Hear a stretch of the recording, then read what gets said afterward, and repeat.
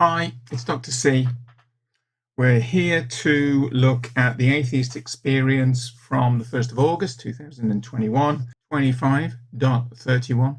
It's with Matt Dillahunty and Phil Ferguson. And just before we start, a quick reminder again, as ever, my thanks to the ACA for allowing me to use their material for this.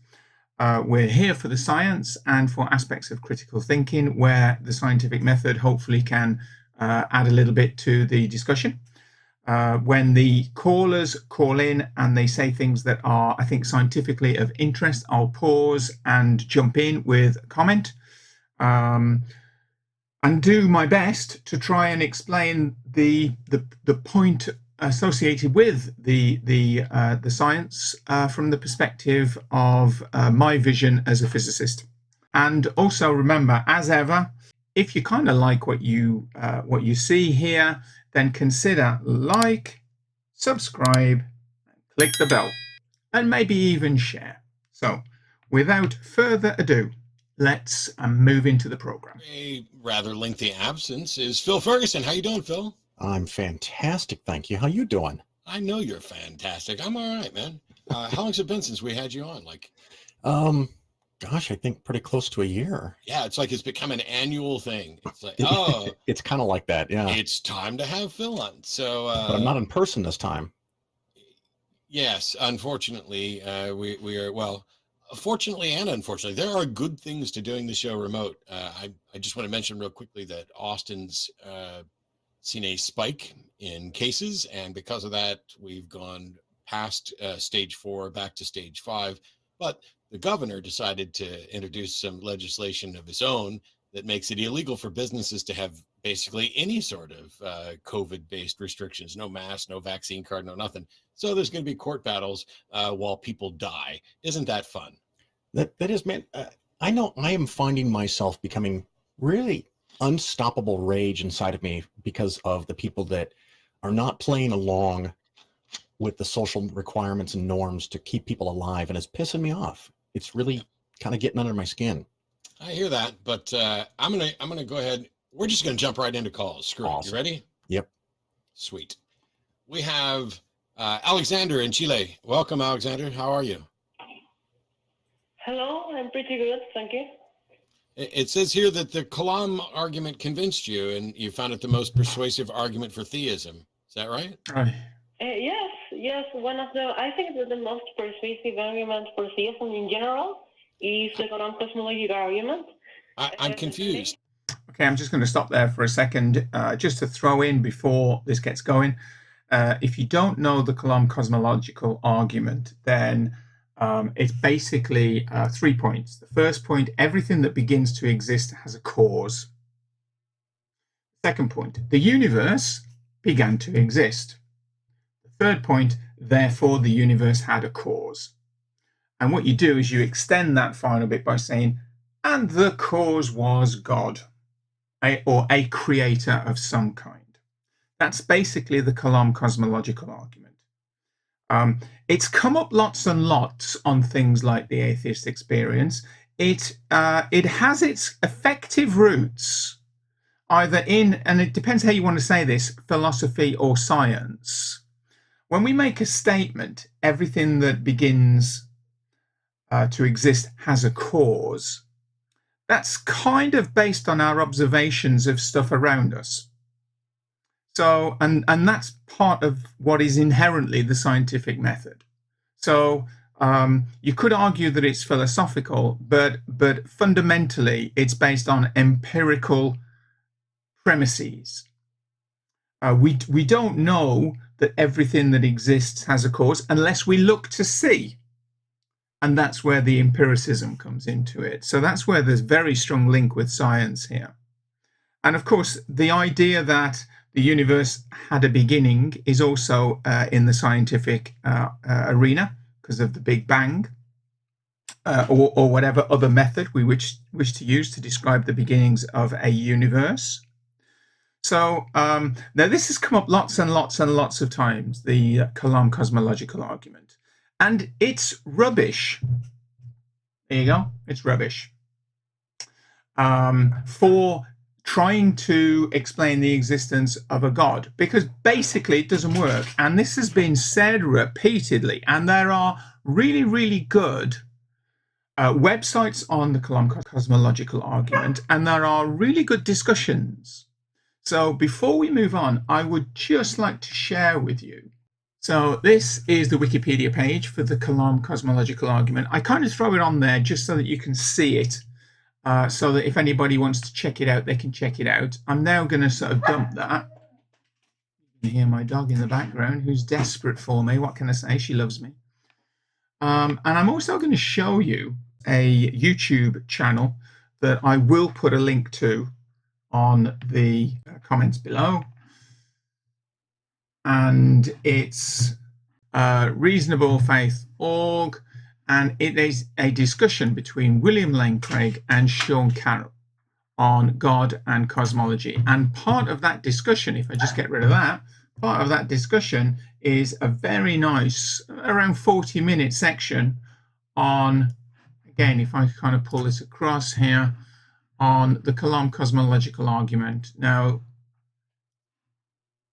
William Lane Craig is a philosopher and doesn't know much about physics at all, whereas Sean Carroll is a theoretical physicist. They're both fairly charismatic. William Lane Craig irritates me, but only because, not as a person, but because I think his arguments are just beautifully flawed when he starts talking about physics. But even when you show him, as Sean Carroll amazingly does in this debate, that what he's talking about is rubbish and repeatedly explains why, he just continues as if you never said it. And this is, it is frustrating. This is something that happens an awful lot when scientists actually discuss stuff with non-scientists. When you're talking to someone and they do not have your specialism, and you're trying to explain something that they don't want to accept, or when you do tell them something, it kind of goes against or flies against what they already feel they know. The initial position is to say, well, this can't be right. I'm just not going to accept this because, and that's just not helpful. So, okay, so if we get back to the Kalam cosmological argument, I had to force that word out then. First of all, it said, the first one, everything that begins to exist has a cause. Okay, well, first of all, prove it. You cannot prove that because we have not everything that begins. Okay, we have not studied everything that has begun. There have been lots and lots of things that have happened in the universe. There are lots and lots of things that are happening right now in the universe. And there are lots of things that will happen in the future that we will not be studying, that we know nothing about. The universe has far more secrets that we have yet to discover or may never discover. And so we cannot make that statement. It is an assertion without backup. All we have is the evidence that we have around us. Now, I accept the fact that when we teach science in schools, we use cause and effect an awful lot. This happens, that's the effect. So what is the cause? This. I hold an object and I let go of it and it falls. The effect is that the stylus falls. The cause, now I could say the cause is me letting go of it with it in a gravitational field, or I could say, well, the cause is it's got mass, it's in a gravitational field, the gravitational field therefore creates a gravitational force, and that pulls it down, and that's the cause. And this way of explaining science, cause and effect, is the way that basically we teach science, and it's the way we've taught science for a very long time. It feels like it's the sort of scientific method in a kind of a condensed way in the classroom. Unfortunately, for a lot of people, because this does irritate them or confuses them, that is not the way that physicists think about things now. This idea of cause and effect is not the way that we think things work anymore. And we have to review and maybe change what we mean by cause and effect, because it is not what we thought it was. That is not the way the universe works. However, having said that, the danger is that I will get comments about the fact that I'm talking rubbish because cause and effect is obvious. And it isn't. But the problem then comes that we still teach it that way, and that the way that physicists think about the universe in a very strange way, without this idea of cause and effect in the same way that people think about it, that just becomes chaos in the head. So first of all, the first statement, everything that begins to exist has a cause. We do not know that that is true. Full stop. So we don't know that that's correct. The second one, the universe began to exist. Okay, we don't know that either. It seems pretty likely that the universe had a beginning. Our universe had a beginning, but we don't know for 100% certainty. Okay, and then the final one, therefore the universe had a cause. Okay, well, since premise one is not necessarily true, then that's not necessarily true either. Okay, but let's forget all that. Let's just go with the idea that the argument is correct, that everything that begins to exist has a cause, that the universe began to exist, and that therefore the universe, its creation, its existence has a cause. Let's accept that, even though almost every aspect of that is potentially wrong. Okay, well, that still doesn't mean that the cause is God. The cause could be some other natural phenomena that we have yet to explore, because the conditions under which that natural phenomena occur are so specific and so out of our reach. We cannot set up the conditions that existed at what we think was just at the Big Bang or just immediately after the Big Bang. We don't have the ability to do that. Our physics does not work at the Big Bang itself. So this is just sort of a non-starter, really. But regardless of that, it really doesn't, therefore God. So anyway, so that's my kind of throw into the idea of the column cosmological argument. If you're not happy with what I've just said, well, that's okay. My job is not to make you happy.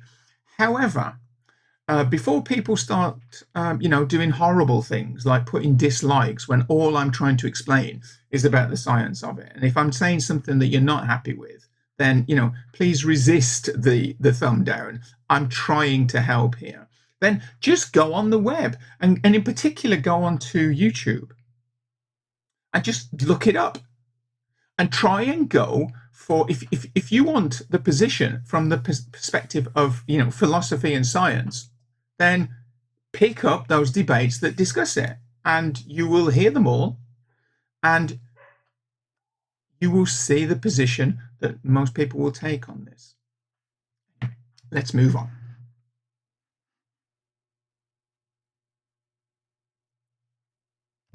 Who answered one of the, I think that the most persuasive argument for theism in general is the cosmological argument.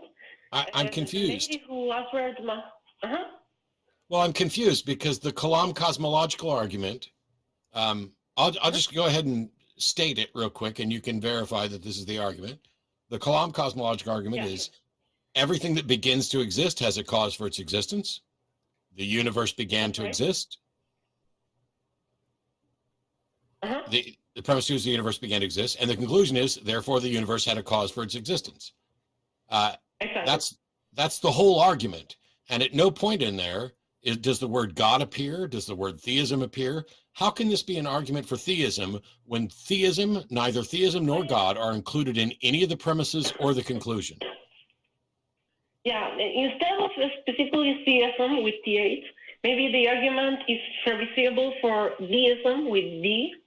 No, it's not. It's not belief. But in the sense of an abstract belief that there is someone beyond the universe who created it, so do you not believe it? Alexander, the argument does, the conclusion of the argument is that therefore the universe had a cause.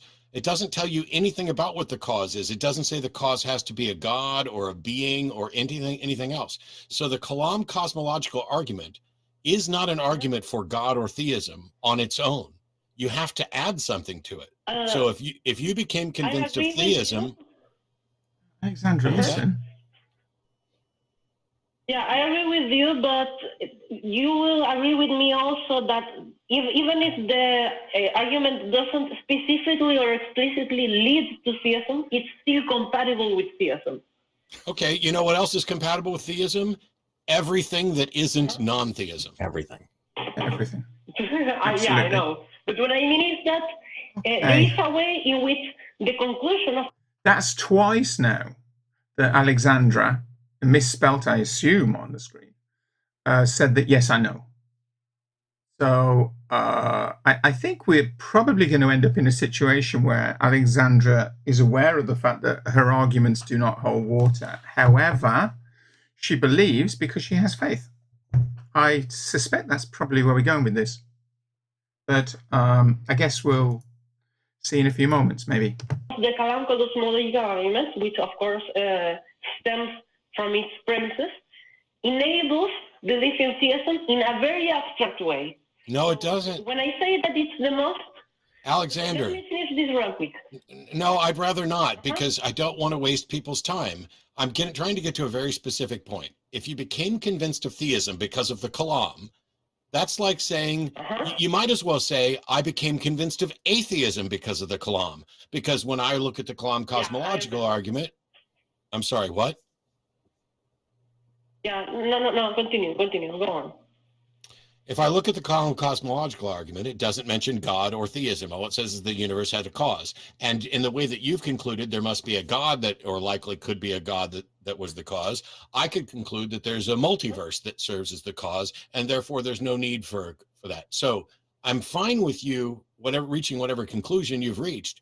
But to say that you are more convinced of theism because of the Kalam cosmological argument means that you don't understand arguments, because the argument does not support in any way what you say it does.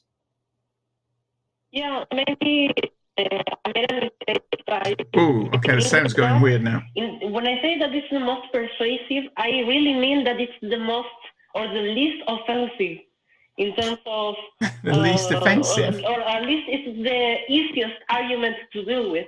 Another argument that I will offer you, if this cosmological argument is the most persuasive, then you're on a pretty weak footing.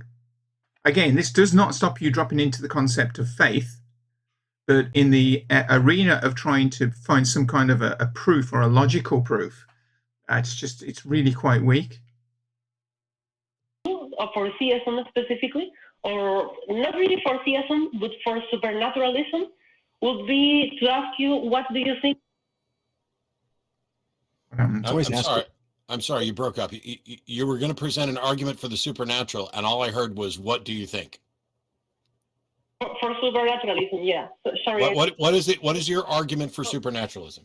The argument, not really an argument, but rather a question. I would like to ask you, what do you think is the reason behind the overview effect, which is something that astronauts experience when exposed to the sight of the Earth from space? And they wait. Okay, right. So this has gone really weird now.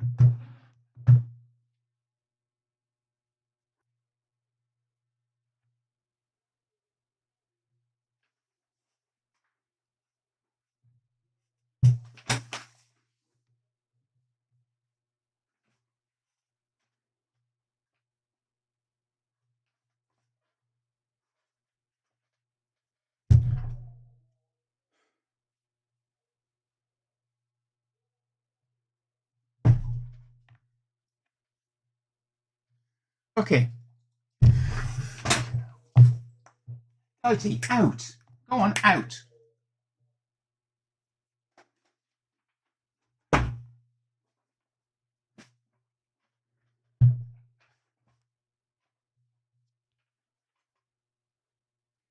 Okay, I'm not going to lie. I don't really understand what Alexandra's doing here, because she's throwing out these things, and there's no sequence to or logic to this, as far as I can see. Now she's talking about something called the overview effect. I will show you what the overview effect is. Pull across Wikipedia here. The overview effect. The overview effect is a cognitive shift in awareness reported by some astronauts during spaceflight, often while viewing the Earth from outer space. So basically, when you are outside of the Earth and you see the Earth, then this changes your kind of your awareness, your perspective. We see the fact that we are tiny, tiny, tiny creatures in a ridiculously large universe, and it kind of puts into some kind of perspective just how insignificant we are. You know, the one that gets me, we have this phrase, the thin blue line, which is now used for an awful lot of things, you know, in meaning.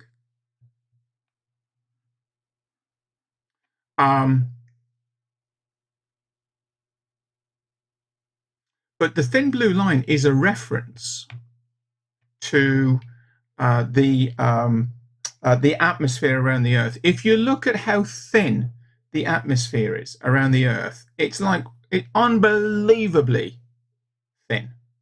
Look at the Earth as a kind of effectively like as a two-dimensional circle from the outside of the Earth. The atmosphere is stunningly thin, kind of like a pencil line around the outside of the Earth. It looks so fragile, it's unreal. If something weird happened, like from the sun, and blew the atmosphere away, that's it. Bye-bye. We're not going to survive that. Now, if you think, okay, well, that's fine, but the sun is not going to go. Well, it has in the past. The very first atmosphere of the Earth was predominantly the material from which the Earth was formed in this thing called a nebula. A nebula is the flash word for a gas cloud in space. And when a star forms, it's because the nebula gets gravitationally compressed. It pulls together because of gravity. There's a lot of detail in this and a lot of science in this. But basically, the star forms at the center.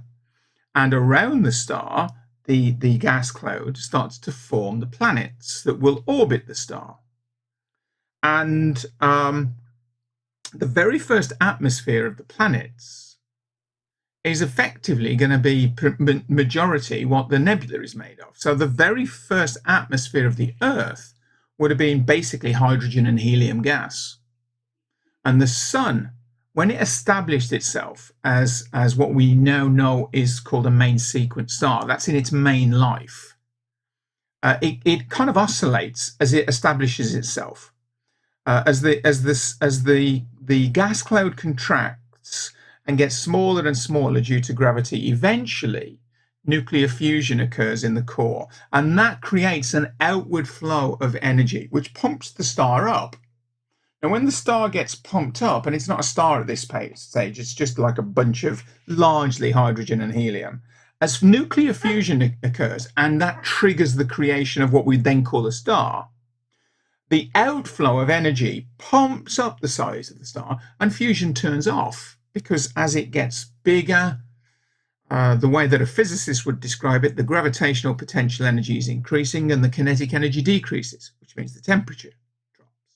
That turns fusion off. Then gravity pulls it back together again, turns fusion on, gets pumped up, turns fusion off, and it basically oscillates as it establishes itself into what will be its main section of life. For a star the size of the sun, which is by definition one solar mass, the main sequence lifetime, the main lifetime of it is around 10 billion years, and we're about halfway through that now.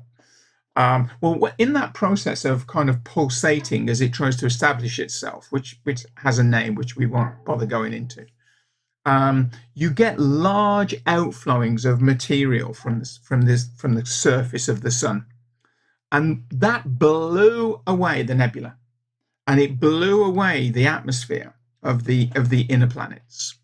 So suddenly the Earth lost all of its atmosphere, and then it had to regenerate atmosphere from outgassing of the material. Okay, so yeah, the overview effect I don't see has got anything to do with this. For those of you, by the way, who are into the Hitchhiker's Guide to the Galaxy, I'd like to remind you about something called the total perspective vortex. And in the total perspective vortex, in the total perspective vortex, it was a machine built with the intention of showing beings the infinity of creation. which became used as a method of torture. And what used to happen in The Hitchhiker's Guide to the Galaxy was that if you got a criminal that had committed terrible crimes, they used to put them in one side of this machine, and in the other side of this machine, they would put a rock cake. And the machine would use the information that would be stored in the rock cake. This is all rubbish, of course. It would use the information stored in the rock cake to extract all the knowledge of the universe, and it would then send that information into the other side of the machine. And what would happen is the person there would see themselves compared to the awesome entirety of the universe, and it would blow your mind. People would then come out of the vortex, and they would be mad. Their mind would be blown. They would no longer be able to function. And this was kind of like one of the ultimate punishments. For those of you who know the story, Zaphod Beeblebrox is one of the main antagonists, if you want to call them that, or protagonists in The Hitchhiker's Guide to the Galaxy. And they put him in it because he's a kind of a wanted criminal. And he actually goes in, and his friends are waiting outside, ready to take effectively his body away in a vegetative state. And he comes walking out with a big smile on his face, because he has two heads. And they said to him, whoa, what happened? Did the machine not work? What happened? And he said, no, the machine worked fine. It just showed me what I already knew. I'm a really great guy. So if you don't know The Hitchhiker's Guide and you've never listened to it, you should listen to it. There's a TV program and there's all sorts of stuff. There's books. But the best thing to listen to is the radio show. They're available somewhere, and it has music by the Eagles, which is really, really good. So it's definitely worth listening to. Anyway, let's get on with it. I'm going to continue with the program and go back 5 or 10 seconds just so that we'd miss any. One effect, which is something that astronauts experience when exposed to the sight of the Earth from space, and they experience one moment of. Alexander, pause. Huh? I'm trying to understand you. The phone has broken up a couple of times. You're asking me, what do I think is the reason behind what? The overview effect. Did you hear me? Overview effect? Exactly. I don't know what the overview effect is. The overview effect is something that astronauts experience after they've been exposed to the sight of the planet Earth from space. Sorry. So, how would you explain that? How would you explain the awe-inspiring moment of seeing the Earth from the outside? Okay, well, that's part of kind of like the our existence, the way that it's a little bit like saying, how would you explain the fact that when I see my wife or my children, a flood of chemistry washes over me, and my body chemistry will change, and in some way, and I become almost like a different person when I see them, because I simply adore them. They are everything in my life. How would I explain when my children were very young? So we're talking like, sort of less than sort of, I don't know, 5, 6, 7. I used to get home quite late at night because I used to work quite late, and I'd get home at like 11 o'clock at night, and my children would be in bed. And just so that I could, and I used to leave for work really early in the morning, like quarter past 6, 6:30 in the morning. So for a long period of time in my life, I only saw my children on a weekend. And I used to go into their bedrooms at night when I got home just so I could see my kids. And I would look at them asleep, and no matter what they were like during the day, innocence would return to them in a spectacular way as they lay there asleep. And the sort of the chemistry of kind of love for my children would be almost overwhelming. How would you explain that? Well, I mean, I'd explain it with biochemistry. I certainly don't think, forgive me, it's anything to do with the God. I would say that, okay, you're asking me what is my explanation for that? I don't know. Phil, I'm going to go with the human brain. What's your explanation? I'm kind of at a loss because I'm not really big on arguments from a conceptual standpoint. And we started from nonsense and we've gotten worse, I think, on this call. But yeah, I mean, maybe the one point that I might agree with is that the Kalam is the best argument and it's awful. So maybe if the point was this was the best of all the awful arguments, okay, but it's still an awful argument. It doesn't doesn't get you anywhere close to where you claim that it did. And I would wager, and of course you can tell me if it's the case or not, is this argument what made you a Christian? No. So it didn't even work for you? It's not enough at all, no. Yeah, Okay. so it didn't work for you, it doesn't work for anybody. There is a lot of things that you have to see, or there's a lot of things that you have to think about before even beginning to accept the broad brush strokes in Christianity, in my opinion. There's a lot of you have to accept. So here's the problem, Alexandra. That there are unexplainable things. Here's the problem. So you said you were going to present an argument for the supernatural, and then when I rightly pointed out that you were asking a question, you pointed out, okay, it's not an argument, it's a question. And so your question is, The reason I please stop interrupting when I'm trying to address you. You asked me, what is my explanation for the overview effect?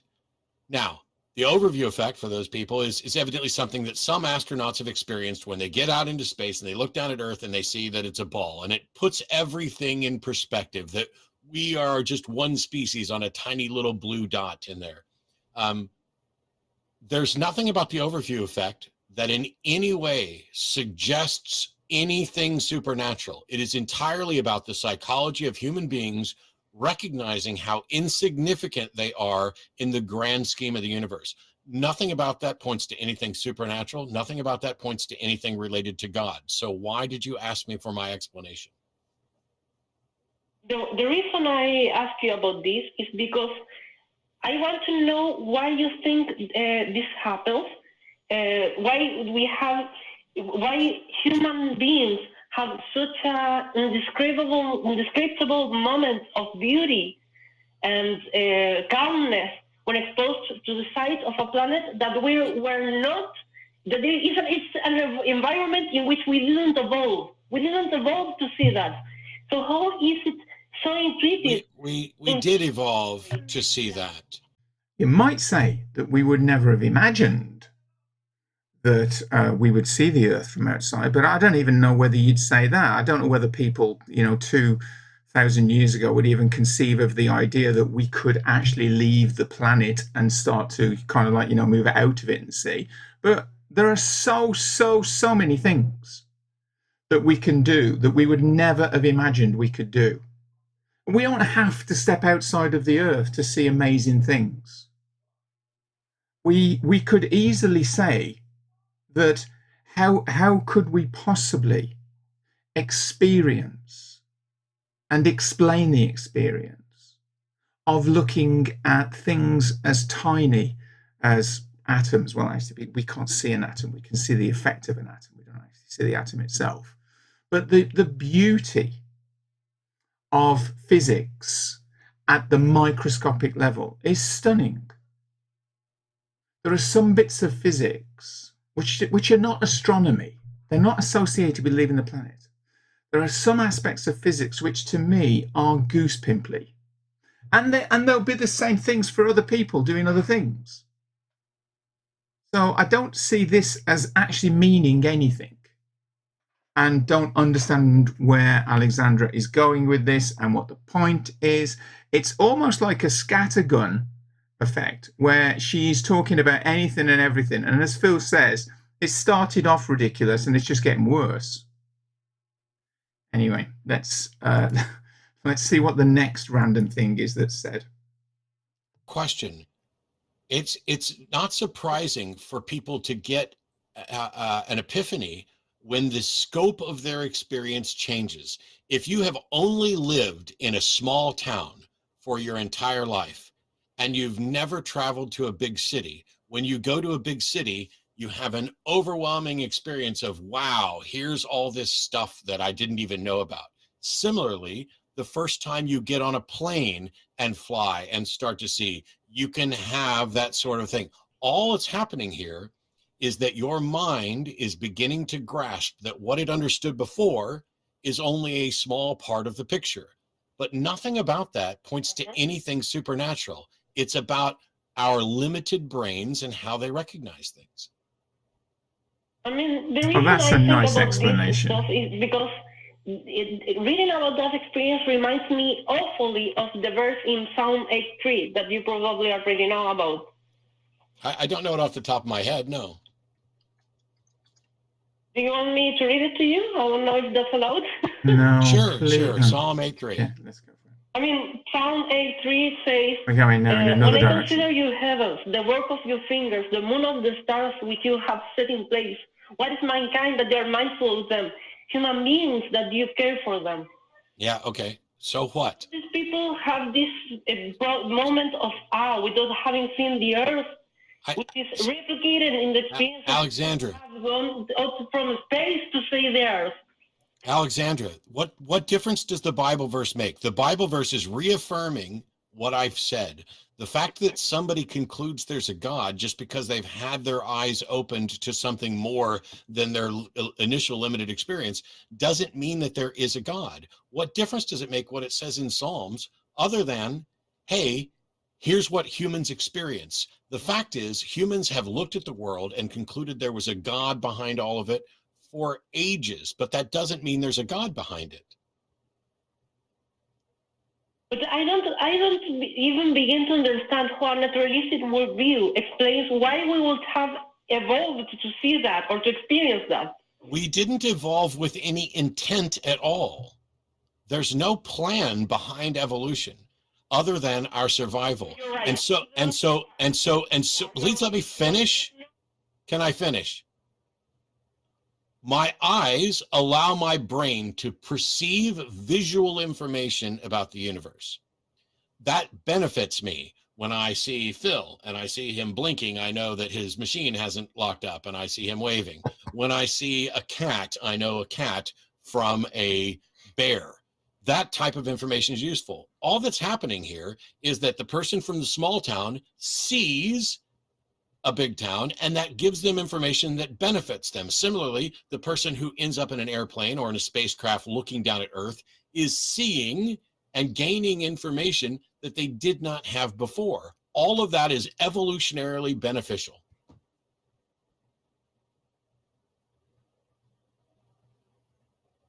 All right. Well, that took care of that, I guess. Oh, she gone. Okay, I guess we lost Alexander in Chile. I have to admit, I don't really understand that. I know this is. I'm now not talking about science. I don't understand that call at all. If she wanted to hit them initially, if you haven't forgotten that with the cosmological argument, then that was kind of thrown out pretty quickly, and then it just moved on to all sorts of I mean, not rubbish arguments. There's nothing. It is not rubbish to talk about the human condition. It's not rubbish to talk about the awe-inspiring aspects of the stuff around us, of the things that we experience. Those are amazing. But to try and somehow link that somehow we've been created or genetically evolved with a view to experiencing those things, that's just frankly ridiculous. So I didn't really understand that one at all. I couldn't see the logic of where that really was going, that call. But we'll move on. I've got another caller here. Oh, excellent. And it's somebody that I've already spoken to. So from earlier today, Kenneth and I did talk heathen. Welcome back, David. Are we here just to tell me to fuck off again? Oh, wow. Okay. I never told you that, Matt. You didn't say that? No, I don't use that term. Okay, because I'm being told that you called Talk Heathen, right? Yeah, I talked to you about the proof for God. Oh, you weren't the one that told me to fuck off. It was a different person that told me. I apologize deeply, David. Thanks for calling back. Okay, there's a plug for Talk Heathen earlier today then. No problem, Matt. Well, I just wanted to approach the claims that atheists would make about wanting physical evidence for God.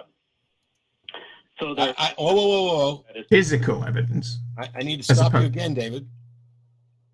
I'm looking for evidence for a God, and I'm sure that Phil is also interested in evidence for a God, but we didn't say physical evidence for a God. Yeah, I've not phrased it that way ever. We couldn't even say that until somebody defines which God we're talking about to seek evidence for it.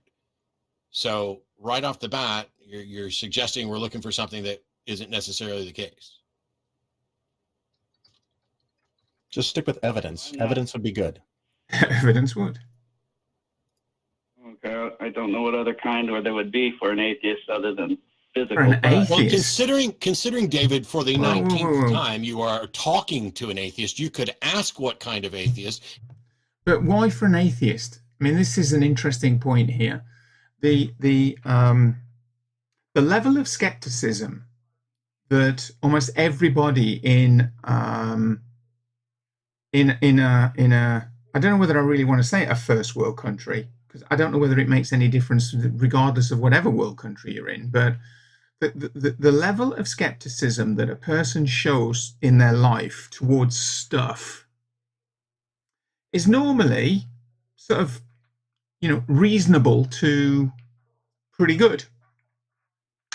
We have phrases in our society that sort of link to this idea.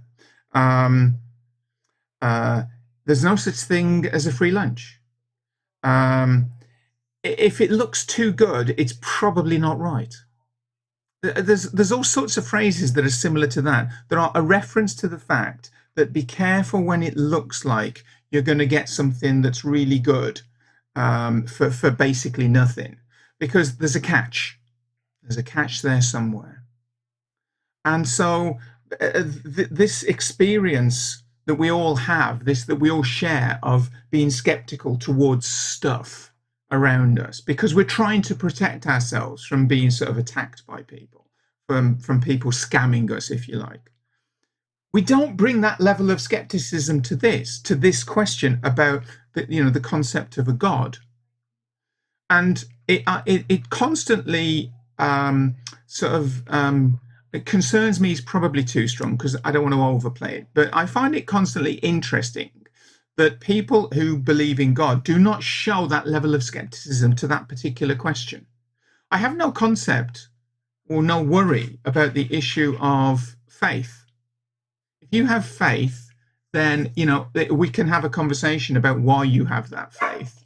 What is it? What are the driving forces in your life that can make you set aside the concept of evidence and facts and just go with faith? And that would be an interesting conversation, which, a lot of my friends are like that. But the idea that this really important question is something that you would just kind of, not bring any skepticism to, you don't even question it.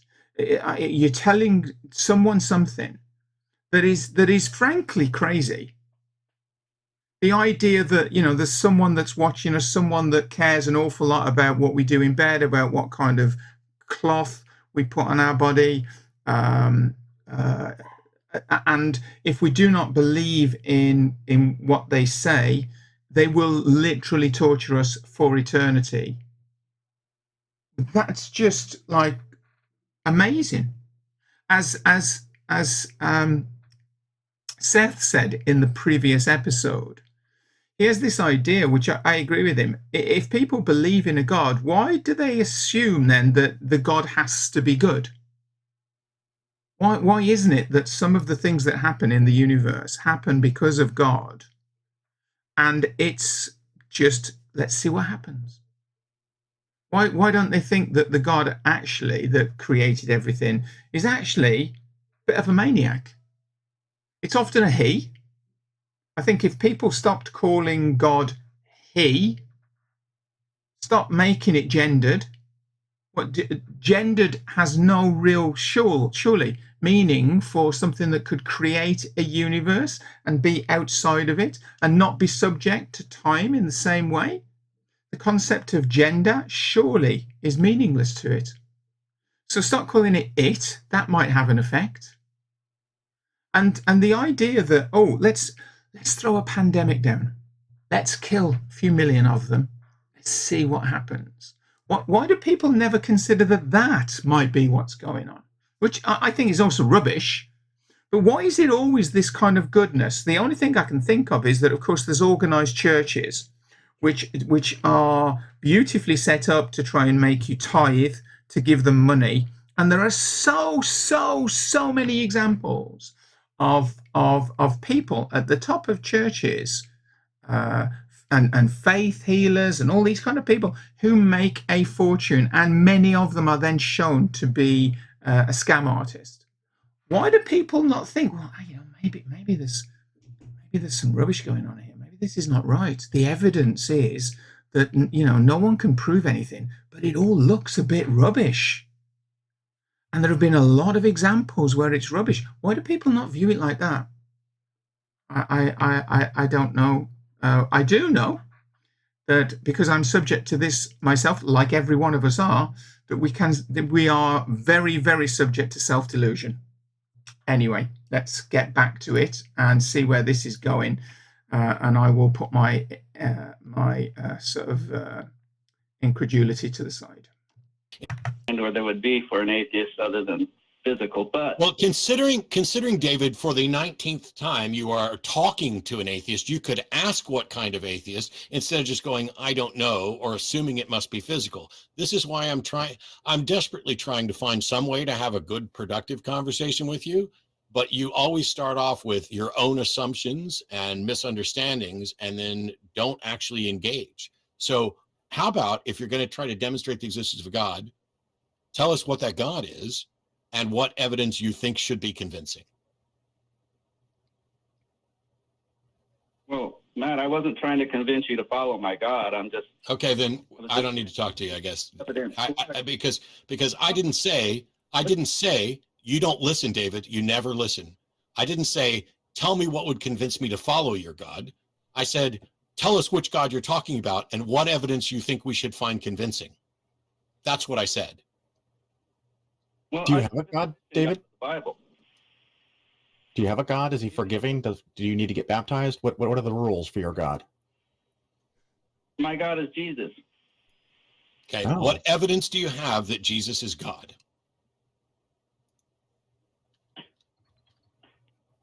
Well, We're here. Tell us. earlier, Matt, but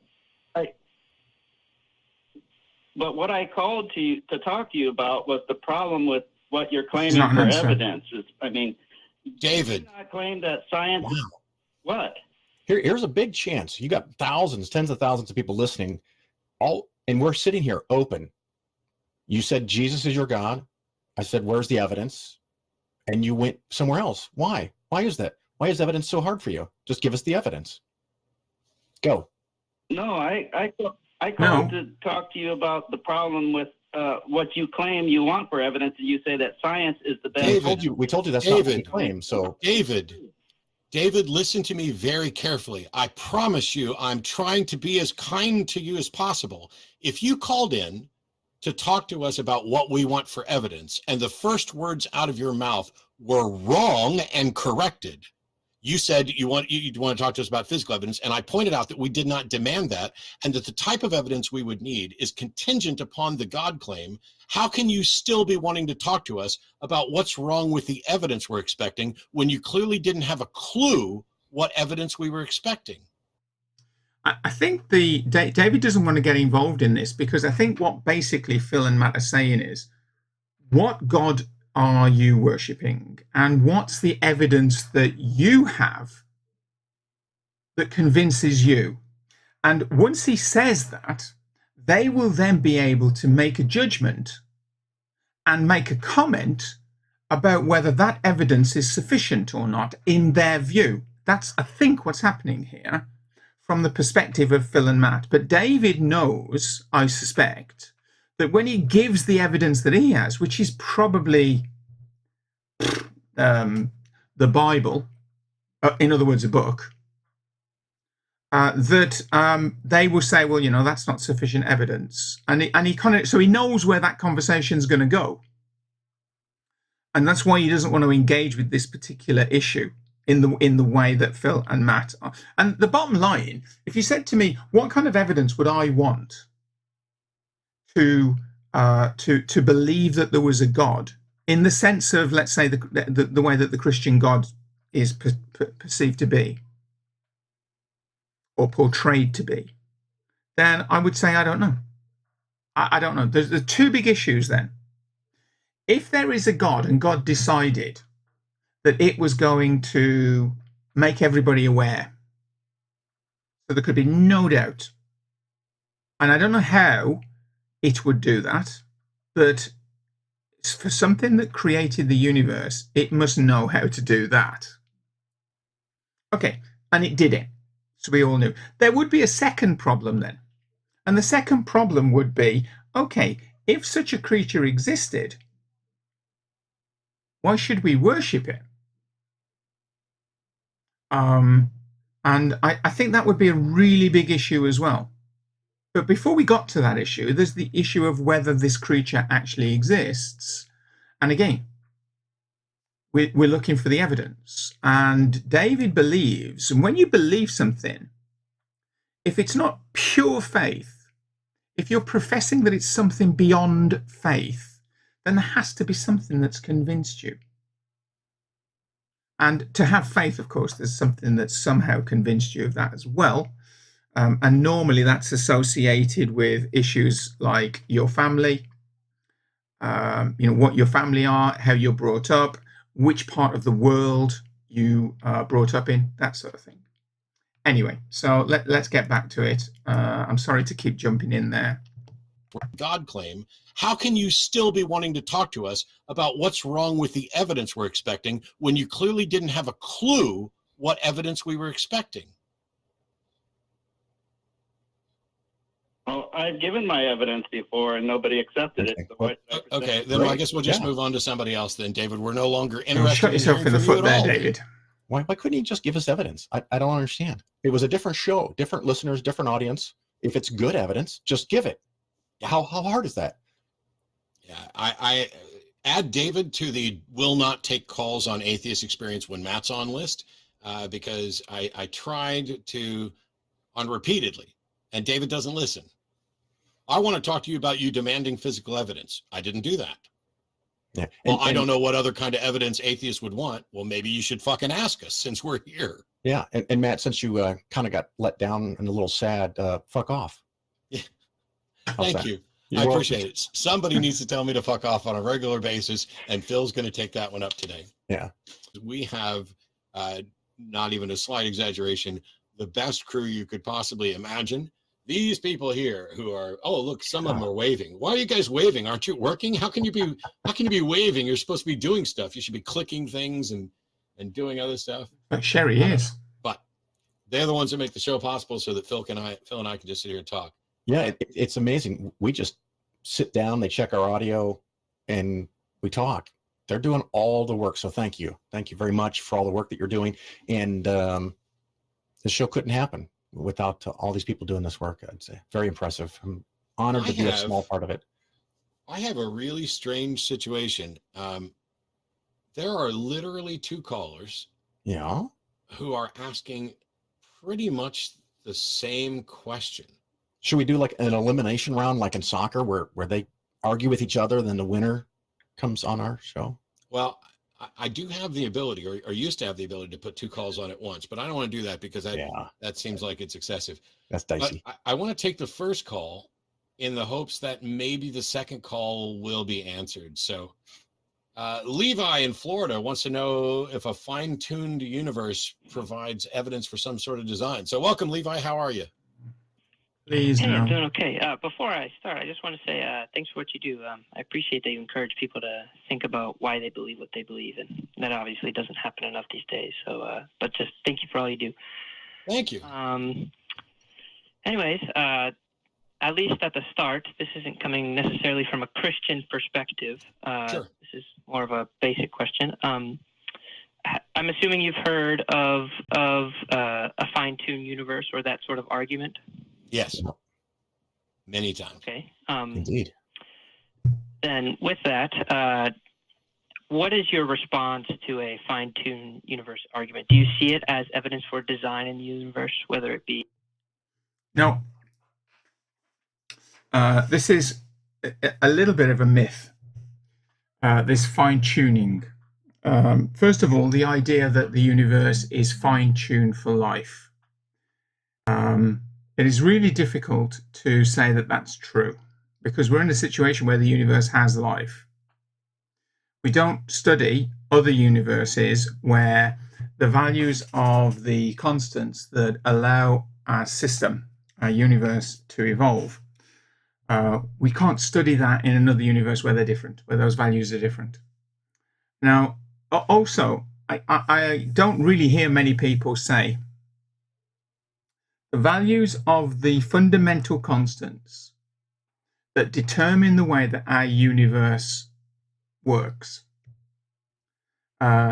If they change, the argument is you wouldn't then have life, or you wouldn't have our kind of universe. Now, if you change them a reasonable amount, that may well be true. You will create a different type of universe. For example, one of the important constants in our universe is known as big G, the universal gravitational constant. It effectively tells us how strong the gravitational force is.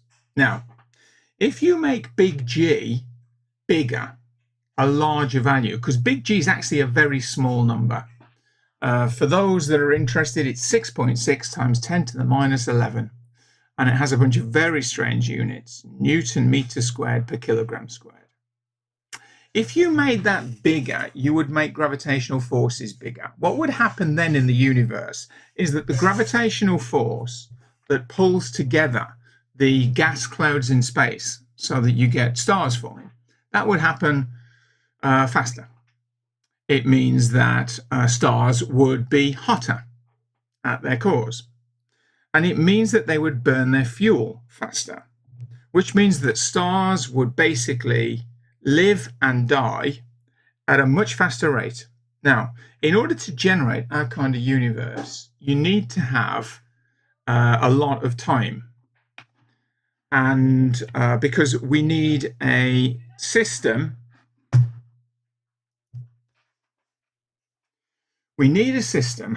that allows small single-celled organisms to form, and through a process of evolution and natural selection to evolve into the rich tapestry of life that we see on this planet. Now, that's not going to happen if the star that we form around lives and dies very quickly. We need millions, if not billions, of years for this to happen. So if big G is too big, stars don't live long enough. And the universe then will accelerate all of its gravitational processes, its processes which are driven by gravitational forces. If you make G a little bit smaller, then what happens is you get the reverse effect. Gravitational force, which pulls the nebulae, the gas clouds together, may not happen. The gravitational force may not be strong enough in opposition to the basically outward gas pressure and possible radiation pressure in space, which means that stars would not form. And if stars don't form, you will never get a situation where fundamentally the hydrogen, the helium, and the very small amounts of lithium that are created, we think, in the early universe, those will never be in a situation where the elements can form into all of the other elements of the periodic table, which means that you won't get our kind of life. So basically that's the idea. However, the actual value, approximately 6.67 times 10 to the minus 11, that actual, if that changed a little bit, that wouldn't necessarily change the situation. You would still have stars forming with enough time to generate our kind of life, etc., etc. So it isn't a specific value, because there will be a range of values. Almost certainly simulations would suggest that. So we should hit on the head the idea that the values are exact and cannot be anything deviant from that, because that is almost certainly not true. Of course, to change those values and create a universe with slightly different values, we can't do, because we can't create universes. Okay, so that's the first thing.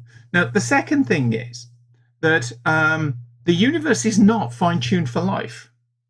The universe does seem to be in a situation where it will create life. But if fine-tuned means that it is the universe will become enriched at some point with life, then I wouldn't disagree with that, because we're here now. But if it means, and this universe is basically set up for us, that clearly seems to not be true, because the vast majority of our universe is incredibly aggressive to our kind of life. We cannot live in outer space. There are very few options for other stars that we could survive around on a planet that we could survive on. Not that we know that for sure, of course, because we haven't got enough information yet. But what is clear is that the largest amount of volume or space in the universe is the sort of empty space between stars, and in particular between galaxies.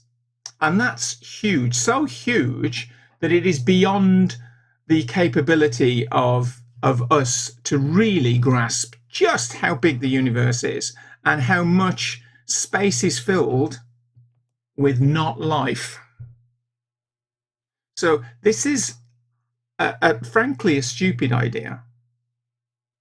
And the nice argument that I've heard is the idea that if a puddle, and I'm sure you kind of know where I'm going now, imagine there's a hole in the road and it starts to rain and the puddle fills up the hole. If you were living in that puddle, you would say that your universe fits perfectly. It is fine-tuned for the space in the road. Of course, that's not the way it formed. It formed in order and by its nature to fill that space perfectly.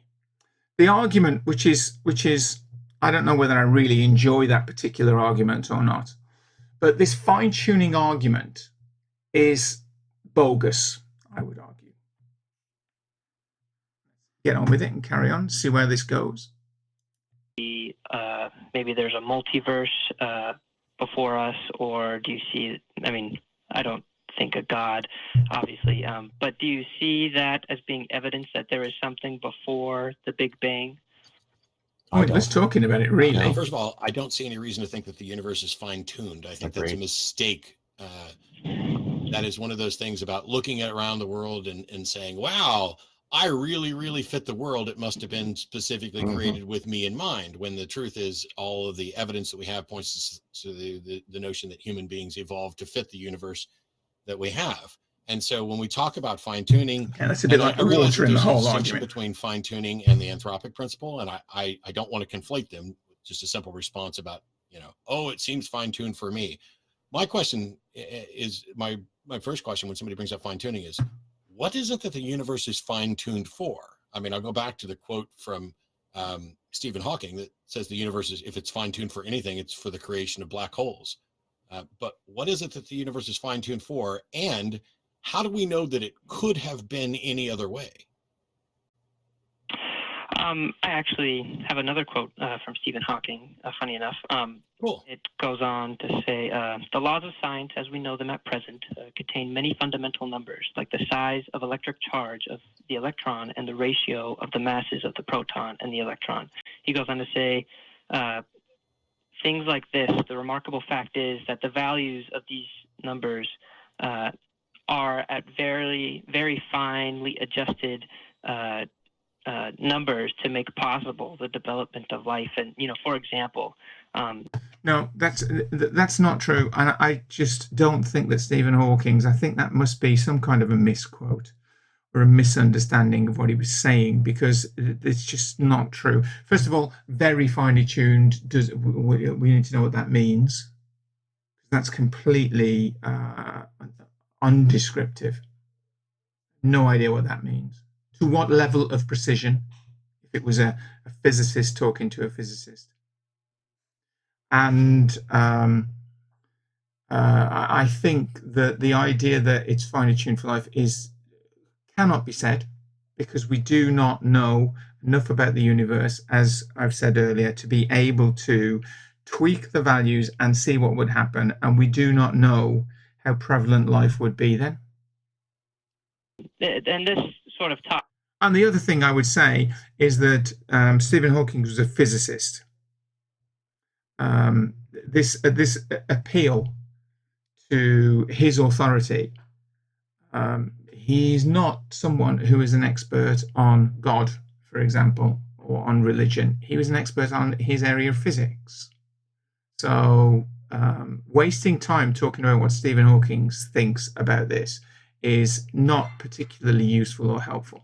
Topic has somewhat broad. I mean, I don't know. I'm confused Somewhat, because you were presenting another quote from Stephen Hawking, and I don't know. it's one long one, and I didn't need to go through the whole thing. But you do realize that in his final book, he basically argued that there's no possibility for God in our universe, right?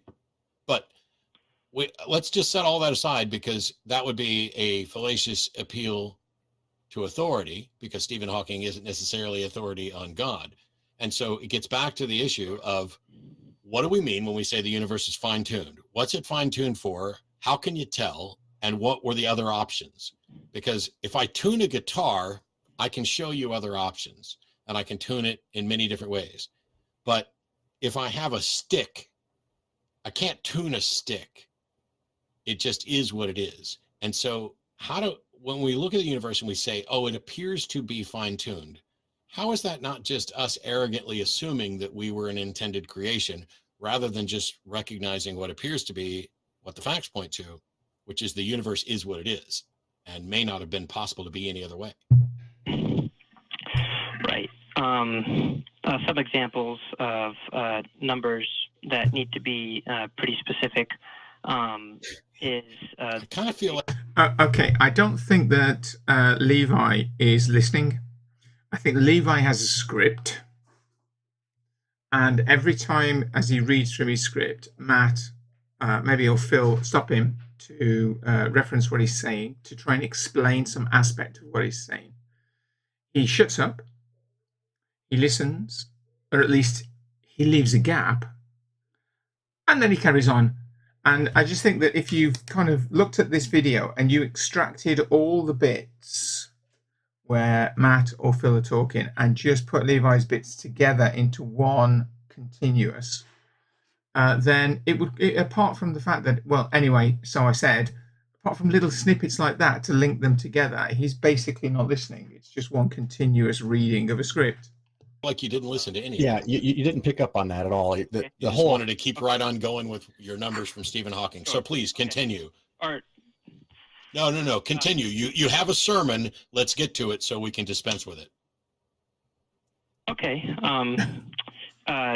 Details that I just find, or that need to be specific, such as ratio of electromagnetic sources to gravitational force.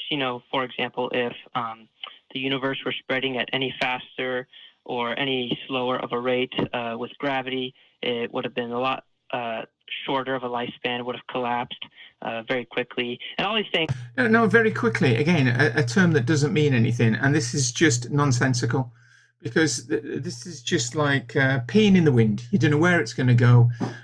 You do not know what will happen when you change these numbers. We can talk about the what ifs. If you make this number big, then this will be the implications of it, and you can see that it would then be very difficult to create life, because you wouldn't maybe get stars, or you would get stars, but they would burn out too quickly, so you won't have enough time to generate life.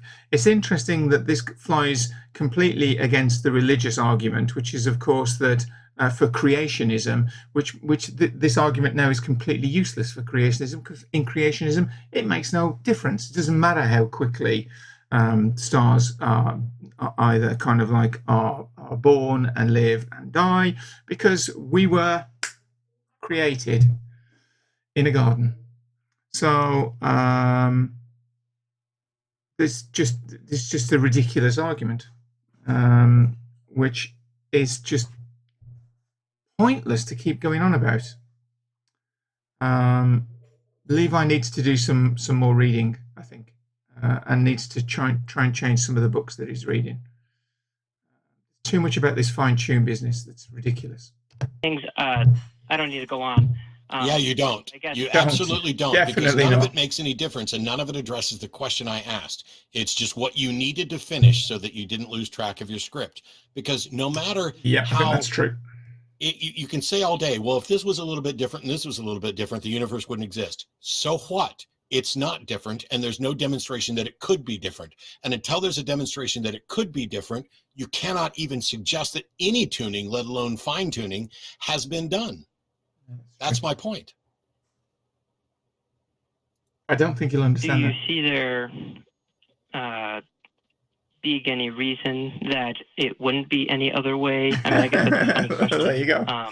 He doesn't Or get it. another perspective I've heard is like if a tornado went through a junkyard, Oh no, could a not the Boeing tornado. 747 come out from the other side of the tornado, and sort of all these elements in the universe coming out to It's like you're not even listening. That Yeah, is a it's not ridiculous clicking. argument. I'm not- Surely It's just- you see that. Yeah, it's not clicking. You're right. You're right. No, and So- I don't think it's intentional. It's just it's boggling your mind.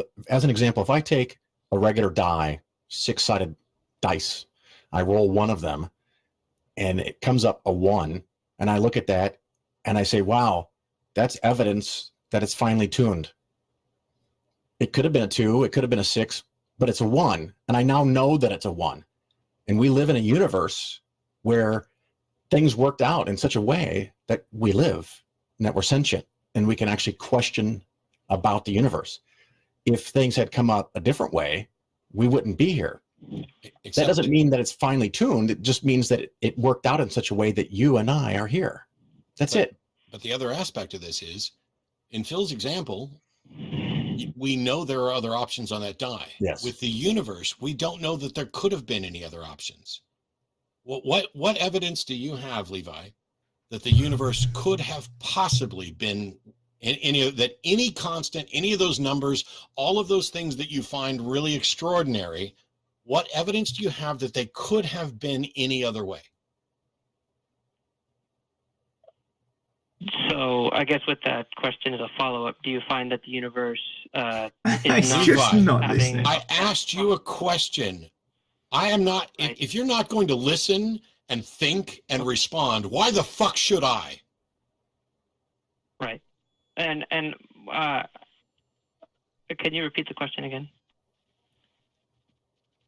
The universe, take any of those constants, those factors, those numbers that you want to point to as extraordinary, that they are what they are.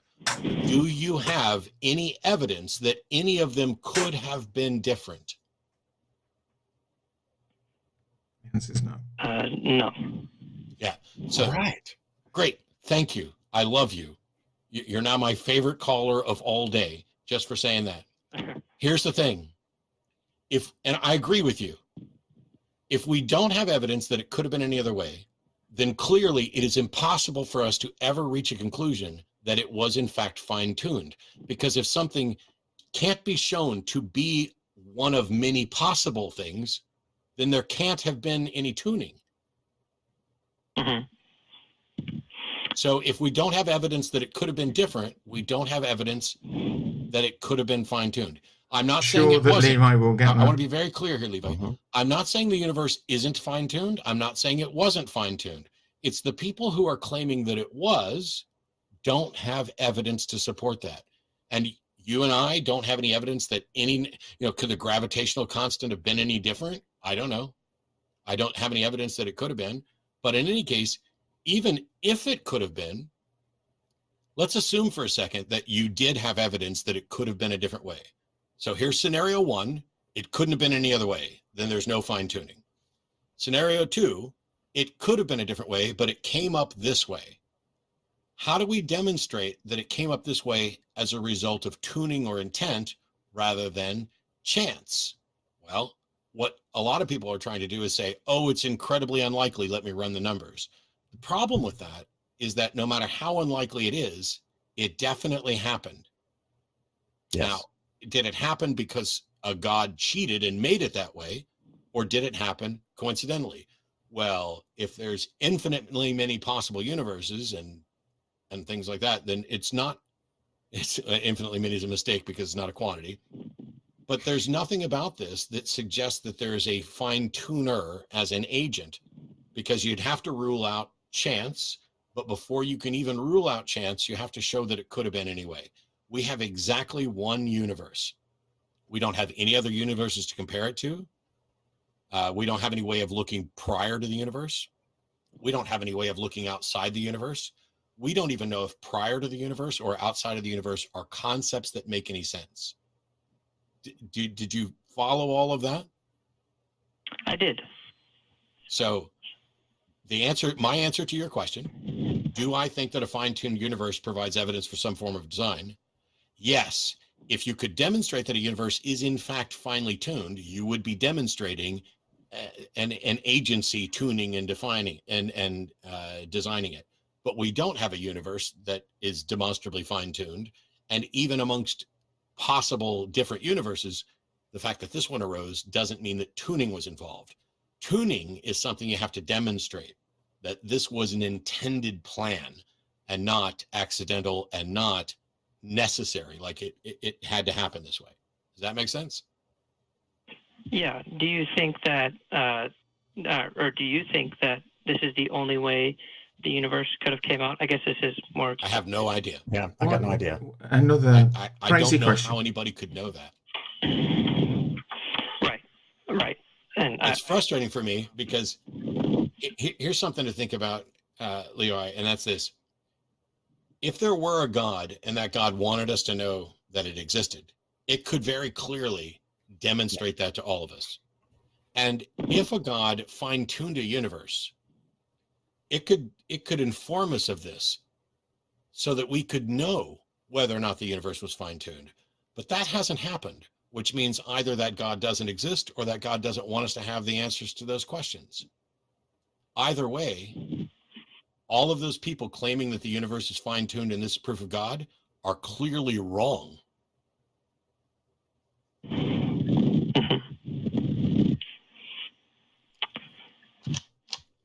Okay.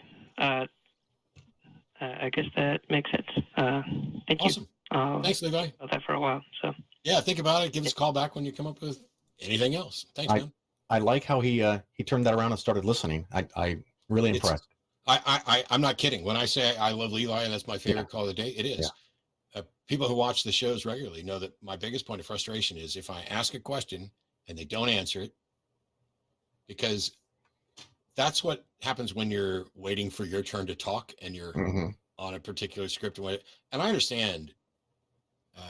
And by the way, you guys can write down notes and you can plan out things ahead of time so that you don't have to worry about losing your train of thought.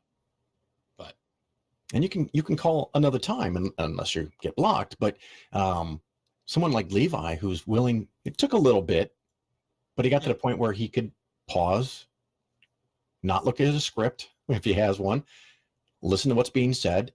And I love the delay in the responses because it means he's thinking about it. Yeah. He's considering it. That's fantastic. Absolutely fantastic. Well done, Levi. And it's one of those things, I've hosted this show for 16 years. Yeah. I know when somebody's not listening. I know when somebody was just waiting for their next opportunity to speak. And I get it, especially you doing call-ins, but this isn't like most radio call-in shows. If you call into your local radio station, you're going to get to speak for 30 seconds to a minute tops if you're lucky. And then they're going to put you back on hold and they're going to talk without you and you may not get back on. It's one of the most valuable things I've learned from the show over the years, and I think where some of the callers might have a problem is that their interaction with normal people in the real world, not a call-in setting like this, they can talk to somebody and they can run through all of the steps, all of the scenarios, and then get to the conclusion, and the other person just honestly doesn't know what to say because they might not just give a shit about the argument. Where here, the very first time they say something that's fallacious or wrong or unknowable or unprovable, we are likely to point that out right there and then. Yeah. And they can get very frustrated because they're used to laying out these 3 or 4 or 5 steps and reaching a conclusion. And we can't get to that point. And you've said this before, and I've learned from this myself. If you let them get to the point and you say, okay, now I want to go back and address the problem that you said in point 1. And then they will say, that's not what I said. And so you have to go very meticulously, point by point by point. And when you do that, a lot of them get stuck because they don't know the deeper meaning of what they're saying. They're just repeating something. And like our first caller, if that isn't what helped get you into Christianity, what makes you think that that would work for anybody else? And the other thing, and I love the callers, if you can talk to Jesus or God, ask what to say. Yeah. Have Jesus give you a hand. I got the next caller. Go for it. So Juan in Ecuador, thank you for waiting, because your question was pretty much the same one that we just answered. And I thought I would have you, I'm assuming you heard the call and wanted to get your thoughts on it before we moved on.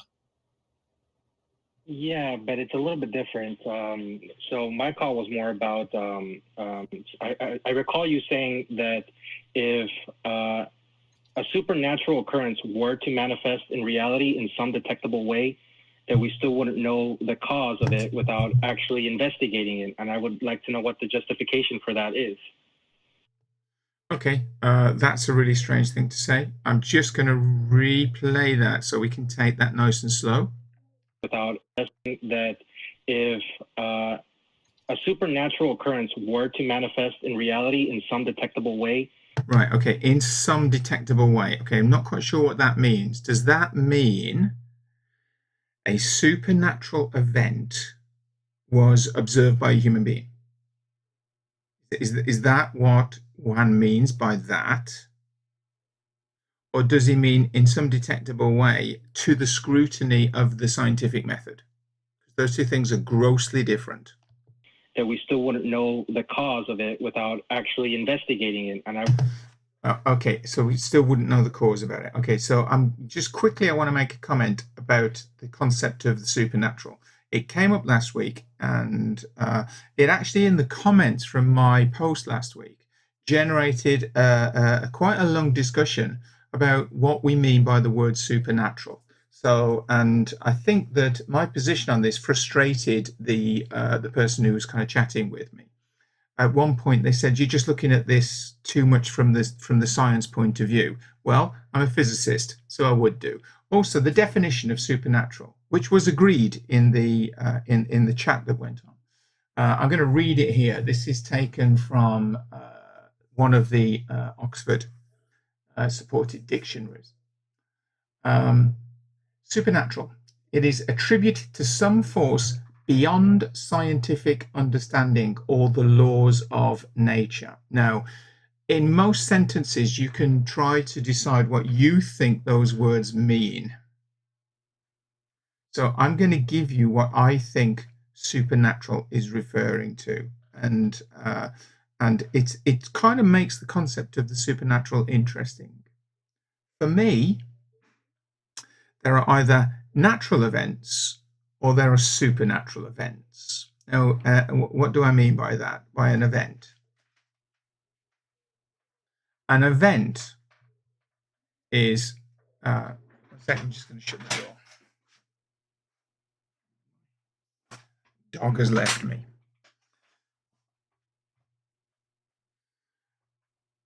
An event in this particular context is something that is subject to scientific inquiry.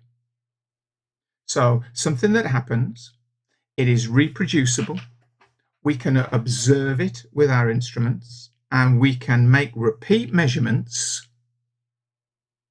That is a natural event. Now, a supernatural event is an event which breaks the laws of physics and is not reproducible. So, for example, commonly referred to as miracles, a miracle is something that happened. We cannot set up the conditions by which it happens so that we can do it again. It is normally reported via hearsay. There might be eyewitnesses, there might not, but again, that's not reliable. We cannot apply the scientific method to it because we cannot repeat it. We cannot set up the conditions, repeat it, and make measurements with our instruments.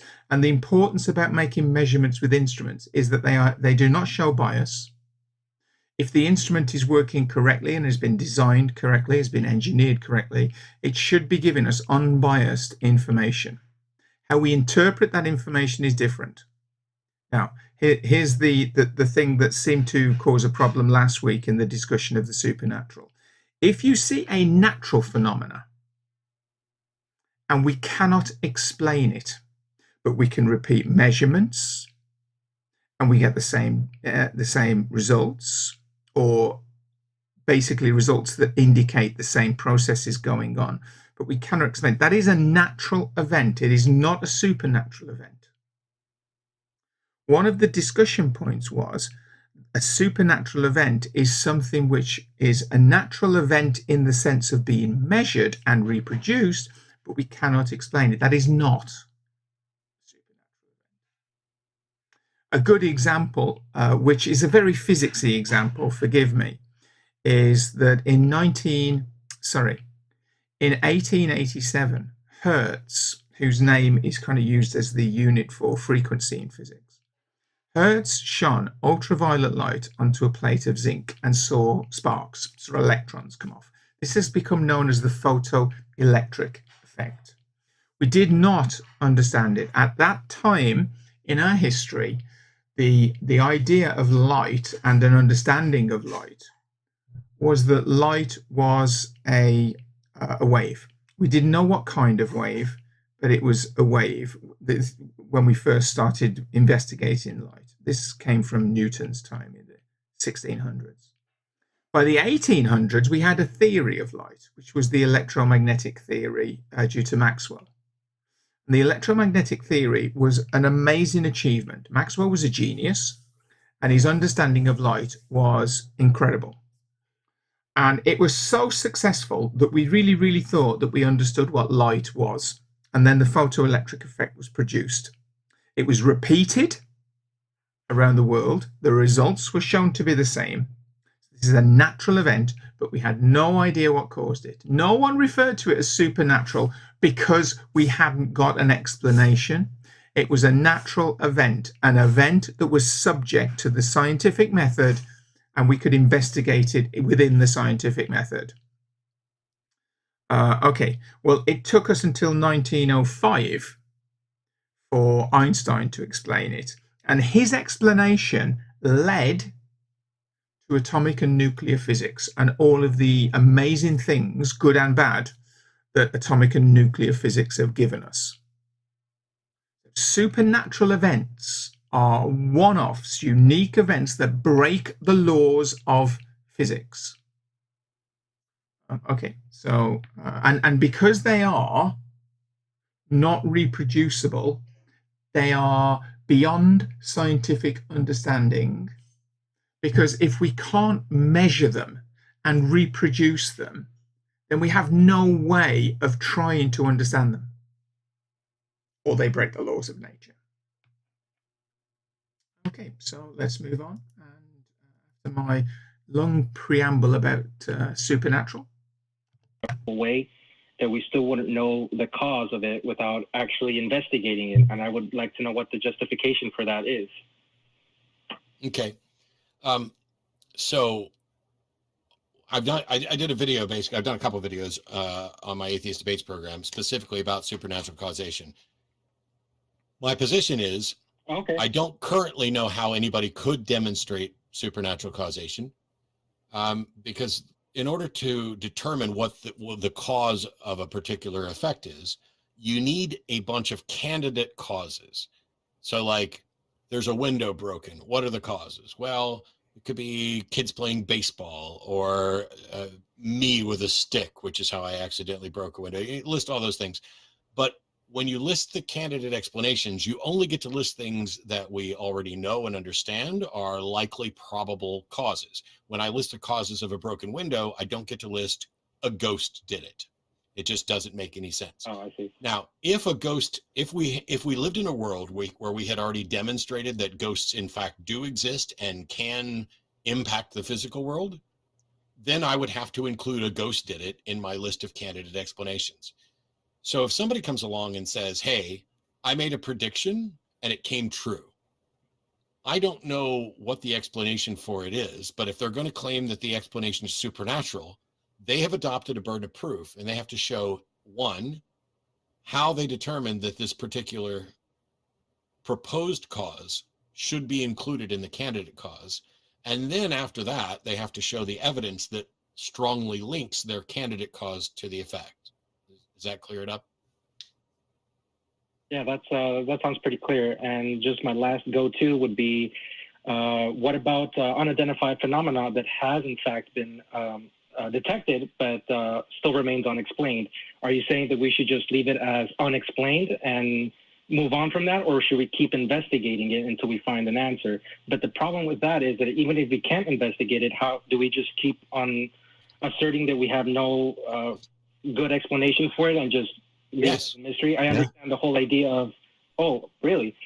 Oh, yes. If we don't, so I'm saying, so you asked a complicated question there, and I'm going to address it in two parts. One, you're saying, should we keep investigating? Yes, absolutely. We should keep investigating until we come up with an explanation, or until we get to a point where we realize that continued investigation is futile, or that we're wasting resources investigating something that isn't likely to bear fruit.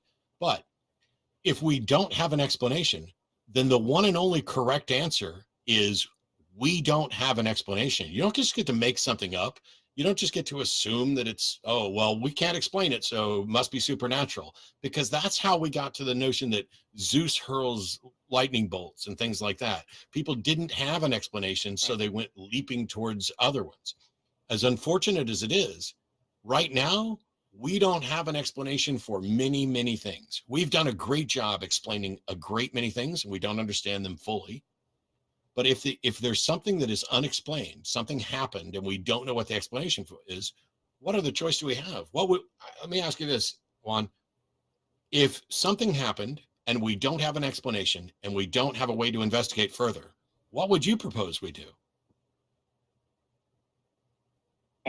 Well, I actually attempted to apply that type of logic and reasoning to an argument from authority. You know, like I can give one example: the Department of Defense, when they released that classified unidentified phenomena footage detected by a military-grade IR infrared camera, which is worth more than my house. It detected a phenomena, but it wasn't. The pilot, when he testified, says it was unexplained, and they just left it at that. So, I mean, it seems like it's not just.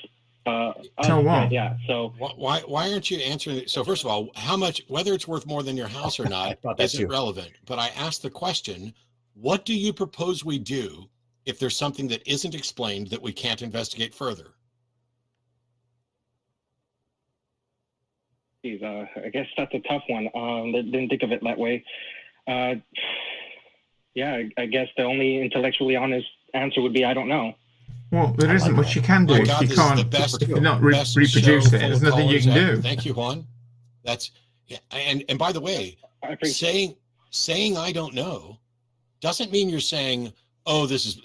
Somebody says, hey, is there a God? And I say, I don't know. That doesn't mean I'm saying it's bullshit. Doesn't mean I'm saying it's false. If somebody says, hey, are there ghosts? And I say, I don't know. I am not convinced there are ghosts. I do not believe that there are ghosts. But when you say, oh, there's these unexplained aerial phenomenon, and we've detected them, and but we don't have enough information to reach a conclusion, then it sucks. I mean, it completely sucks. It is awful. Not knowing an answer is one of the most difficult things to deal with as a human being, and learning to say, I don't know, is incredibly frustrating. And I think we're doing, I'll make my point that I've made a million times now. I think we're doing a disservice in schools by not encouraging kids to say, I don't know, more often. We terrify kids. The teachers will be like, okay, who knows the answer to this? Put your hands up. And, kids will put their hands up when they don't know, because they don't want to look like they don't know. And then the people who don't actually know are made to feel bad for not knowing. It's one thing to not know because you didn't do the homework. It's something else when the actual right answer is, I don't know. Here that I can't promise to remain silent on, but I will take a back seat if necessary. Fallon in Canada says that I give atheists a bad name and wants to talk about that. So welcome, Fallon. How you doing? I'm good. How are you? Excellent. Well, I guess that's up to you, really. Fallon, I'm going to be your unbiased, or well, biased judge, I guess. Biased judge. You claim that Matt gives atheists a bad name, and I'd like to hear a little bit about that. But before you jump into it, are you or are you not an atheist? I would say I am leaning more towards atheism. I used to be a Christian. Lots of questions, not a lot of answers, some answers. Yeah, that's awesome. I love that answer. If you don't mind me digging a little deeper, what type of Christian? Because there's a lot of different positions. I would say born again. Okay. And does that mean you do you speak in tongues? Did you speak in tongues? Believing. No, Pardon? no. Okay. No, never spoke in tongues. No. All right. Well, let's get into the bad name thing here. I would like to hear your thoughts. Sure. So first I'll start off by saying I'm probably not going to tell you to fuck off, Matt. I do want to give you some critical feedback. You can, and I don't mind. Fine. I did it. It was fun. Well, and you can tell me to fuck right off too. That's cool. Go ahead. Again, as a new atheist, sort of former Christian who's questioning a lot of things. Yeah. I've been sort of looking for some guidance, answers. You know, taking apart a belief system at the age that I'm at is kind of a big undertaking. And so I've been watching a lot of thought leaders and philosophers like Hitchens and Dawkins and Seth Andrews and yourself. I do like watching your show quite a bit because you're dealing with believers a lot who are calling in with lots of questions and ideas that maybe need to be looked at a little bit more closely. But I feel like sometimes you just get so angry and triggered and frustrated that you hang up, you don't answer the questions. Wait. Fallon? Fallon? Yeah. I'm fine with the notion that you might think that I get angry. I'm not keen on triggered, but when you accuse me of not answering the question, I want some evidence. What question don't I answer? Because that's what I get frustrated with the callers, because I ask questions and they don't answer them. And so if you're saying that I'm not answering questions, I definitely want to address that. When has that ever happened? And Fallon, if you don't have an answer right now, this is something you can collect and call back another time. Sure. Oh no, I've definitely got an answer, and it's usually along the lines of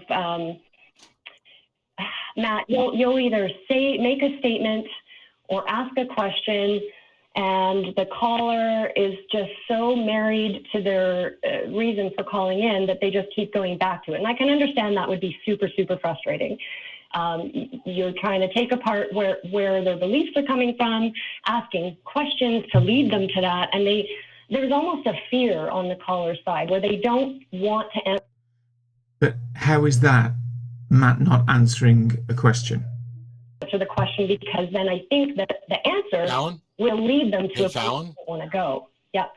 Yeah. So I asked a question just now, which was for you to provide an example of when I wasn't answering questions, which is what you accused me of. And she said she got instead an of answer. doing that, you talked about when I asked questions and how callers react. That is not answering my question. What questions am I not answering? You do answer a lot of questions, like when someone is looking for evidence. Fallon. About evolution. And Fallon, what I'll do is I tried to give you that off ramp a minute ago. If you don't have a specific example to back up the claim, because you made the claim and then Matt said, give an example. If you don't have an example at this time. And she said she got one. That's cool. Just say, I don't have a specific example to give you at this time, Matt. And it'd be fine. If you do have a specific example, now you could actually give it to Matt. Yeah, so because you it's said one of the two. Do you have an example or not have an example? I don't have a specific caller or a specific call. Okay. That's cool. Noticed So no harm there. Cool. you've answered Matt's question. He says, "Do you That's have?" all I wanted was an answer to my question. Yep. So And- let's and get back to how I'm giving atheism or atheists a bad So now you've said no. You can collect one and call back. So that topic is now set aside. And now we go to the original comment: is how is Matt giving atheism a bad name? I guess that's what your position was. All right, so this is a call that somebody listed as potentially a longer call, but I think we can get through it perhaps quicker. Paolo in DC wants to prove the existence of God through legal means. So welcome, Paolo. How can we, let's talk this out. Hi, Matt. How are you? I'm doing good. I think that I remember Paolo from last week or the week before, recently. And didn't he have an argument about his proof of God? And his proof of God, from my memory, was the universe is proof of the existence of God because the universe exists. So God created the universe is his assertion. Therefore, if that is true, then the fact that the universe is here is proof of God, which is unbelievably fallacious. So legal, I'm not sure where legal issues are going to bring up God, but we'll find out now, I guess. So let's go for it. Hi, Matt. How are you? I'm doing good. Okay. And Phil? Listen, I know that I don't have so much time. I would like to spend hours and days talking about these things. However, I only have 5 minutes or less. So my statement of belief, which I believe in God, it is the following. I hold the existence of God to be self-evident because the universe exists and we exist. No. Oh, because self-evident. Wow. Yes. Don't need So a I was because. told here, the call screener has a note here that you're saying wants to prove the existence of God through legal means. Our legal system was based on God's existence. Liberty comes from God. I thought that's what we were going to talk about. But if you want to just say that you, Yes. if you find the existence of No. Paolo, stop. I'm still talking. Yes. When you say you find the existence of God to be self-evident, and then you follow that with the word because, you are horribly confused. Yeah, because that's not self-evident. Self-evident doesn't have a because. There is no because. It's just self-evident. And if you think that the existence of God is self-evident, then we have nothing to discuss because I don't see that it's self-evident.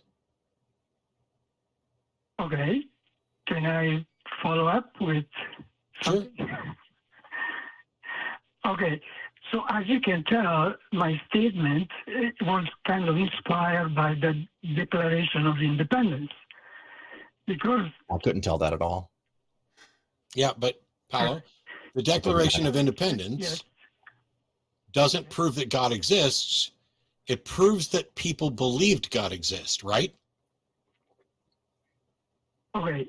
The Declaration of Independence, it holds those truths to be self-evident and that we are endowed by our Creator. So, yes. I'm aware. Paolo. I'm aware of what the Declaration says. We hold these truths to be self-evident that all men are endowed by the Creator with certain inalienable rights, among these being blah blah blah blah blah. Right. However, that is a statement of what people believed. That is not a statement of what is actually true. Neither I don't agree that it's self-evident. I don't think people are endowed by a Creator. That needs to be demonstrated with evidence. And so the Declaration of Independence is a demonstration that people believed there was a God. It is not a demonstration that there is a God. This is correct. However, the Declaration of Independence and the Constitution is the foundation of our legal system. No, the Declaration is not. So Paolo, stop. Okay. You cannot agree with me and then say, however, just like you can't say self-evident and then say because. It doesn't matter. It does not matter whether the Declaration of Independence is the foundation of our legal system. It is not. The Constitution is. The Declaration is our establishment of independence. It has no legal meaning at all. But it doesn't matter whether the Constitution, even if we had a Constitution that said there is a God, motherfuckers, that doesn't mean it's true. And whether or not it's the foundation of the laws in the United States is irrelevant to whether or not there's a God, not the least of which is the U.S. Constitution doesn't apply in Canada, Mexico, the Philippines, and every other country on the planet. So when you're making a case for the existence of a God, pointing to there are people who believe that there was a God is irrelevant. So do you have anything that would show relevance to demonstrating a God exists? It is very relevant. But no, sir, it's not. What I wanted to ask you, if I bring a lawsuit in federal court, it's completely not relevant. This is an absolute piece of rubbish argument. It is remarkable that someone thinks that this is relevant. Asking the court to declare that God exists, do you think it will be successful based on our It doesn't matter either. No, it would not be successful. And even if they did it, that wouldn't mean that a God exists. It's like declaring Santa Claus is real in some movies. They go to court. The court says, yes, Santa Claus is real. He's not real. The court just said it was. Well, that's a ruling. It's not a fact. I understand, but the consequences are very dramatic. Well, yeah, okay. Paolo says that he understands. I don't think he does. The fact that we have rights in this country is because we are born with rights, and they call that. No, sir. No, sir. No, sir. You are flatly wrong. We have rights in this country because we say we have rights, because we codify those rights, and we instantiate laws to protect those rights. We don't have rights because of a God. We don't have rights because of some inalienable gift. Rights only exist to the extent that human beings say, we are granting these rights to the citizens of this country, and we will fight and die to protect them. That is how rights are established. But There isn't Paolo, you are not listening. That is the problem. Paolo, you are not listening. Okay. It is becoming incredibly clear because I can barely finish talking before you say, yes, but, or correct, however. Do you have anything that serves as evidence for the existence of a God? If not, I'm moving on. You can move on, Matt. Thank you for taking my call. Well, he turned out honest in the end when he acknowledged he doesn't have anything. Yeah. So that's nice. We've got Ike in Texas wants to talk to us a little bit about philosophical evidence for God. Thank you so much for waiting, Ike. Welcome. Thank you. It's Hank, short for Henry. Oh, I'm sorry. It's typed in here as Ike. So I got you, Hank. Yeah, well, I've got a Southern accent, which makes it difficult. Yeah. I find it adorable. I married somebody with a wonderful accent from Tennessee that I love, but we've got it correctly on the screen. So thanks, Hank. How can we help? I'm trying to beat out your previous callers on your favorite caller today. Sweet. But I called in on July the 4th and talked to Gina and Dave about the only thing that was keeping me from going completely atheistic was consciousness. But I thought of something else after I saw a video of man in a discussion or debate with Jordan Peterson, which, by the way, I had to have a dictionary in one hand and the pause button in the other. I'm educated in engineering, not in philosophy, but it was incredibly interesting. But Matt, at one point, stated what I think would be called a premise.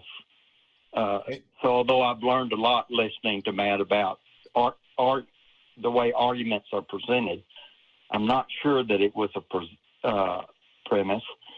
But basically, I believe I say it right when he said the premise was he was better off alive than dead.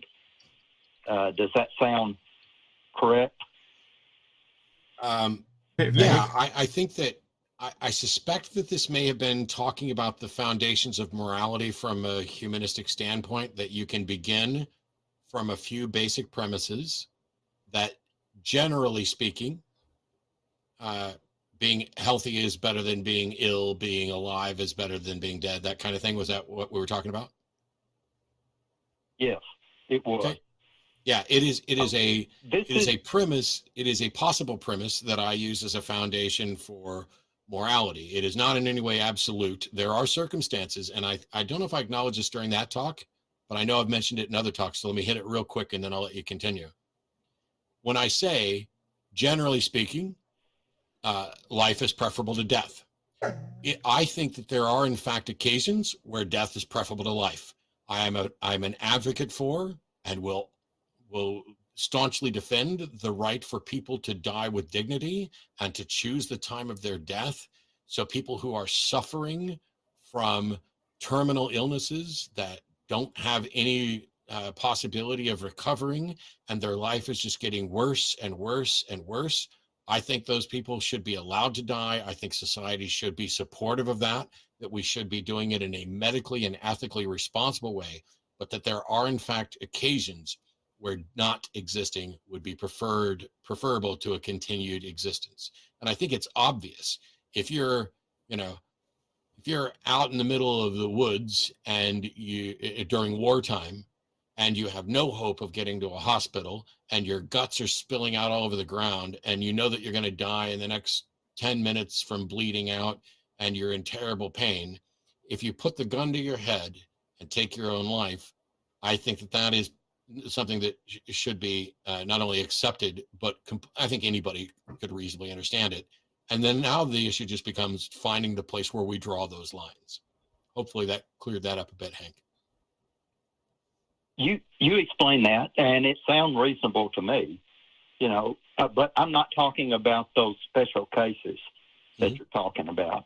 And this may be a short conversation because actually I'm just interested in your opinion of this, because you seem to me very intelligent, at least you think fast.